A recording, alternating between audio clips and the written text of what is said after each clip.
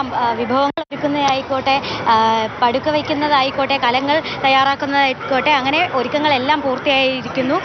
ഇനി ആ പണ്ടാരയടുപ്പിൽ തീ പകരുന്ന ആ ഒരു നിമിഷത്തിനായിട്ടാണ് ഏവരും കാത്തു നിൽക്കുന്നത്. അതുപോലെ തന്നെ ചൂട്, കുംഭച്ചൂട്, കുംഭമാസത്തിലെ സൂര്യൻ അങ്ങനെ ജ്വലിച്ച് നിൽക്കുകയാണ്. നമുക്ക് ദൃശ്യങ്ങളിൽ കാണുമ്പോൾ അറിയാം, അമ്മമാരൊക്കെ തലയിൽ തോർത്തൊക്കെ കെട്ടിയാണ് നിൽക്കുന്നത്. അതുപോലെ ചൂടാണ്. നമുക്ക് ഇനി അമ്മമാരെ അടുത്ത് പ്രതികരണം ചോദിക്കാം. എന്തൊക്കെയായി ഒരുക്കുന്നത്? ഒരുക്കിയൊക്കെ വെച്ച് എല്ലാം ഒരുക്കി. പണ്ടാരടുപ്പ് തീ പകർന്നാൽ മാത്രം മതി. ഒരുക്കങ്ങൾ നടന്നുകൊണ്ടേ ഇരിക്കുന്നു. പണ്ടാരടുപ്പ് തീ കത്തിക്കണം, അതിനുശേഷം നമ്മൾ കത്തിക്കുക. എവിടുന്നാ വരുന്നത്? കൊല്ലം പരവൂര്. അപ്പോൾ രാവിലെ പുറപ്പെട്ടയാണോ? രാവിലെ പുറപ്പെട്ടു.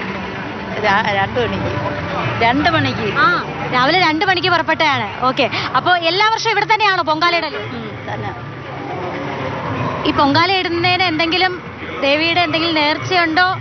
നമ്മളെ സ്വയം അറിഞ്ഞല്ലാതെ നമ്മൾ ഒരുപാട് ആളുകൊണ്ട് പൊങ്കാല ഇടുകയാണ്.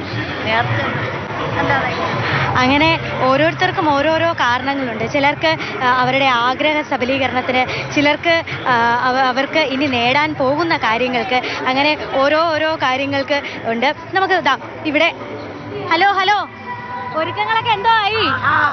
എല്ലാം ഫിനിഷ്. ഇനി പൊങ്കാല ഇട്ടാ മാത്രം മതി?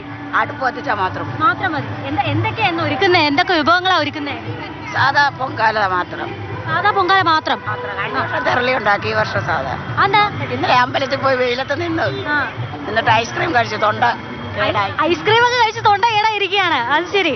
അപ്പൊ ഇന്ന് അമ്പലത്തിൽ പോയോ? ഇന്ന് പോയില്ല. ഇന്ന് പോയ ഇവിടെ എല്ലാം ഒരുക്കങ്ങൾ വേണം. എവിടുന്നാ വരുന്നേ? തിരുവല്ല.